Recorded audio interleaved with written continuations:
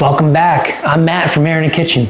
So we are in our third week in February. The Farm Apprenticeship program for 2025 is kicked off, and we got a great bunch of new individuals that joined the program this year. And to be honest, we are heads deep in germination. So we started up to this point, over 2,000 seeds have been started. A little bit of backstory on our whole seed progress. So basically, we grow in New Jersey. Right now it's February, and again, I'm not talking about starting tomatoes and vegetables and stuff like that. We're talking about starting cold, hardy perennials: sage, valerian, marshmallow, elecampane. Basically, the plants that live outside year-round. That's what we're talking about starting. If I were to start growing tomatoes in February, by the time the end of March hit, these things would be about 6-8 inches tall. They'd want to go outside, and we probably have snow on the ground. I mean, looking out right now, I basically have an entire sheet of ice all throughout my backyard. It's been a little troublesome, going to the compost here and there, but for the most part, it's been a cold winter here. I can't remember the last time we've had this many days below freezing up in New Jersey, which has caused some challenges, because the two rooms that we grow in, this room and the room behind us, which we'll go into in a little bit, basically it's not heated. So as you may know, plants like to germinate at between 60 to 70 degrees. So what do? We have heat mats, we have lights, we kind of get that temperature up. Right now, if I went to that back room without the heat mats on or anything, we would probably be in the, I'd say, mid 50s. So not warm, not ideal temperatures for germination. So one thing we like to do is we like to do succession planting, especially because we start out in February. So what that means is we're not just going to say, all right, we're going to plant all the valerian we need starting February 1st. No. We're going to do a little bit February, the first week of February. 2 weeks later, we'll do a little bit more. 2 weeks after that, a little bit more. And then 2 weeks after that. So within that first 6 weeks, we're basically getting 80 planting started. Okay, what that allows us to do is, number one, determine the viability of the seeds. Whether we're seeds that we're harvesting and saving from year to year, or seeds we're buying from a commercial grower.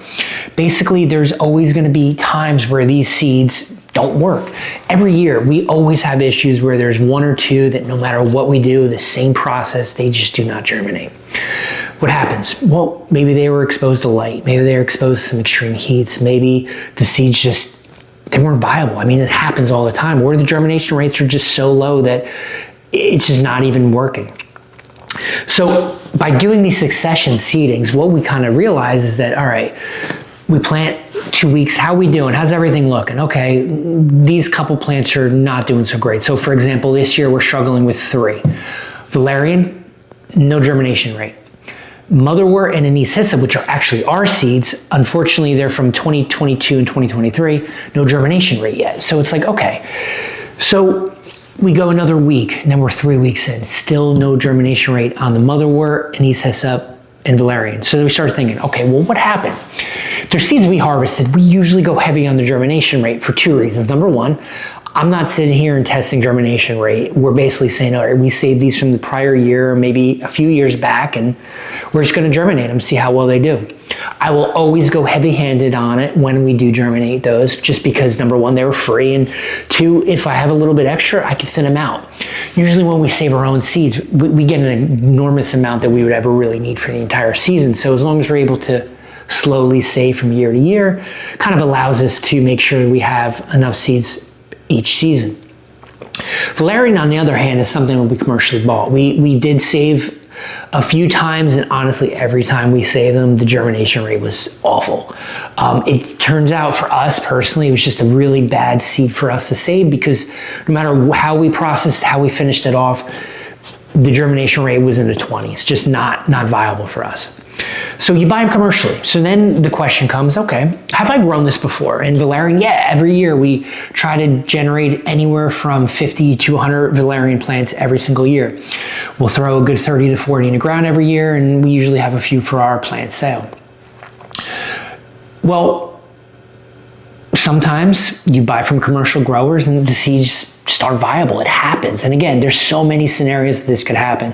For us, our growing system that we have set up is pretty standard. We do the same thing year after year, and for the most part, we're able to kind of determine, all right, was it us? Was it something with our soil, with our watering? And honestly, it does not change that much from year to year.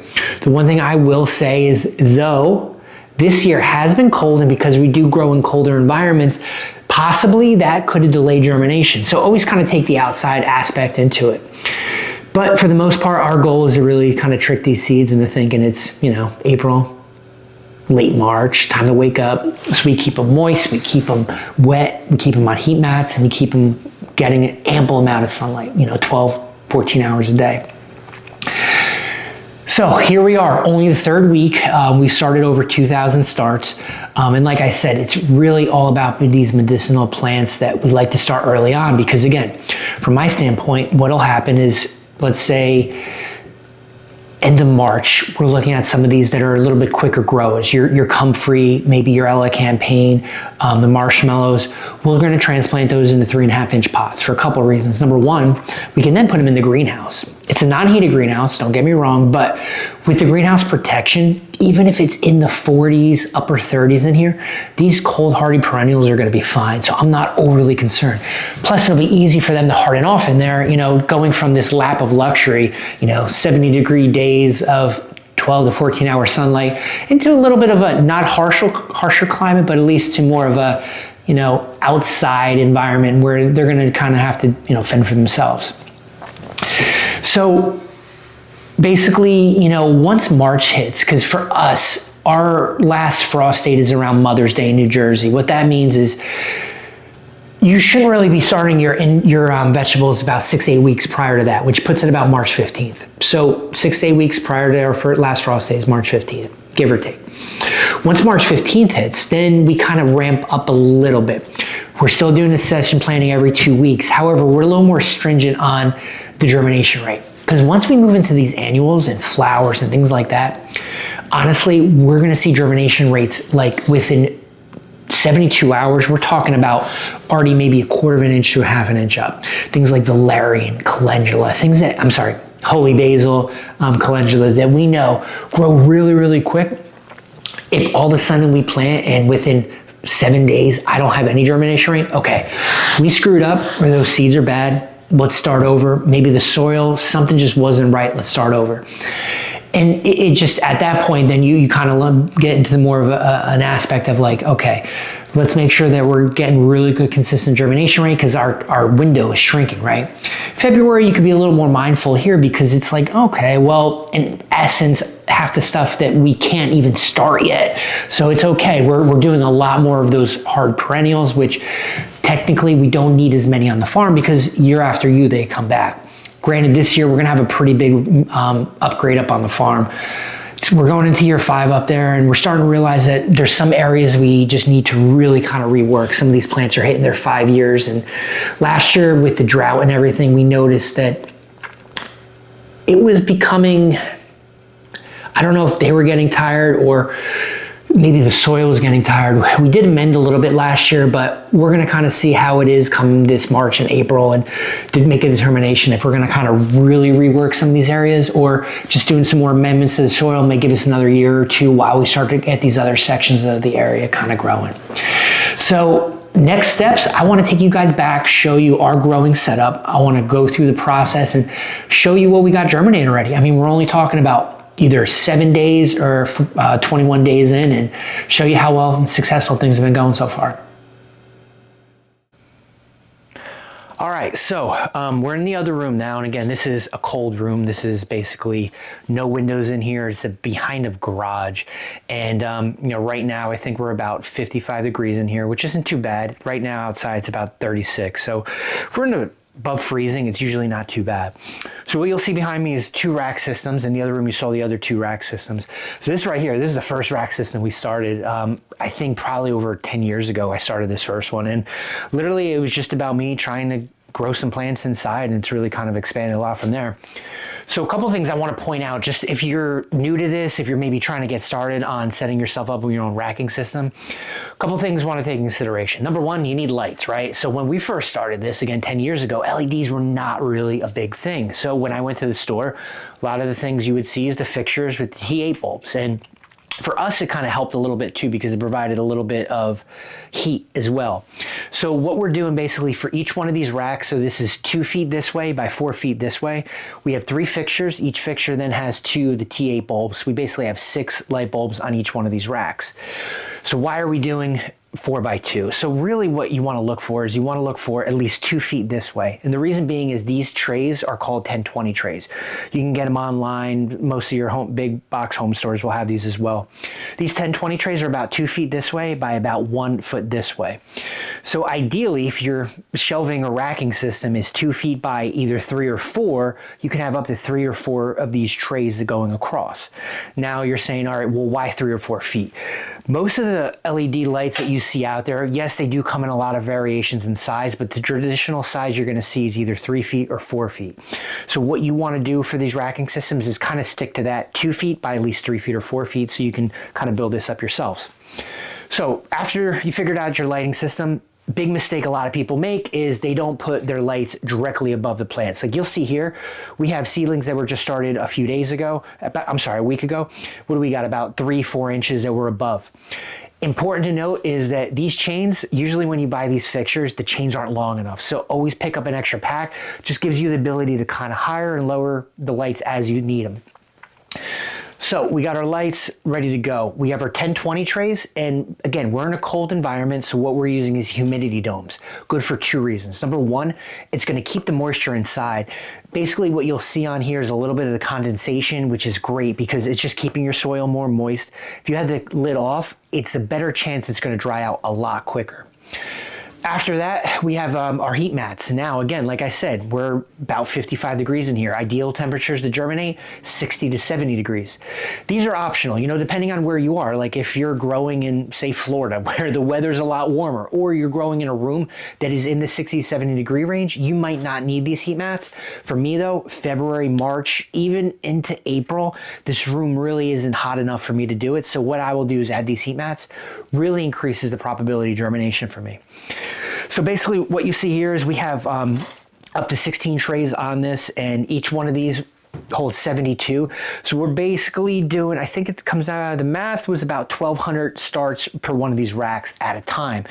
So like I talked before about succession planning. So we start about 1,000 every 2 weeks leading up to the middle of March. After that, we kind of fill in as needed as we see things don't germinate a lot.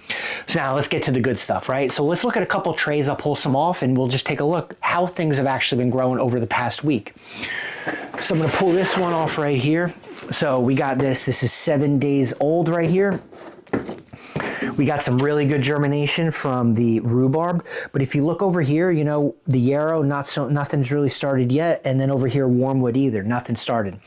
So you might be thinking, all right, well, it's only been 7 days, and some things, might take 10 days, 14 days, up to 21 days. Look, some things might take 3 years. If you ever try to germinate ginseng, it takes a lot longer. The good news is we got really good germination rate on these rhubarbs right now because they're usually a quicker one to kind of start to germinate. But overall, it's a nice start to this tray right here. Let's pull out another one. All right, so here we go. We got another one. This is clary sage. So these are actually seeds that we save every year. Clary sage is one of the plants I love to grow. You'll notice here there's really good germination rate, especially on seeds that we saved from last year. So again, if you're using your own seeds when you're doing this type of sowing, we always go a little bit heavier on them, so you'll see a lot going there. Here we have some sage and pennyroyal. Germination hasn't started yet, but again, we're only about 7 days in, so I'm not overly concerned. All right, so now I want to pull something off that's 3 weeks old. So what I'm going to pull off here, and this is probably the best one we've had so far. So 3 weeks, 21 days, guys. Look at this. This is all comfrey. This is all marshmallow, growing amazing. So this is no longer on the heat mats because we don't need it at that point. Once we get our seedlings to about an inch, no longer need heat mats, we'll take them off. And then at this point, we're gonna let them kind of keep growing for another week or so, and then move them into the other room as we kind of outgrow this colder room. And then I'm just gonna pull one more for you to get you an idea.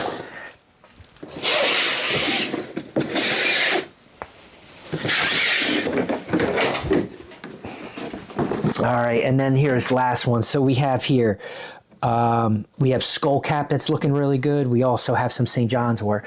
And again, you're gonna see the different sizes of everything. Those comfrey marshmallows are so much bigger. These St. John's, they honestly probably just germinated, I would say, within the last few days. So it literally took them a good 18 days to really pop up. And again, all these seeds are different, especially based on your environment. So some things might take, like I said, 14 days, 15 days, it really kind of depends. But overall, 21 days in a cold environment, we're looking pretty good right now. So what we're gonna be doing, actually this coming Saturdays, we're gonna be doing some more starts. We're gonna get another 1,000 seeds planted. We're also gonna do some cleanup.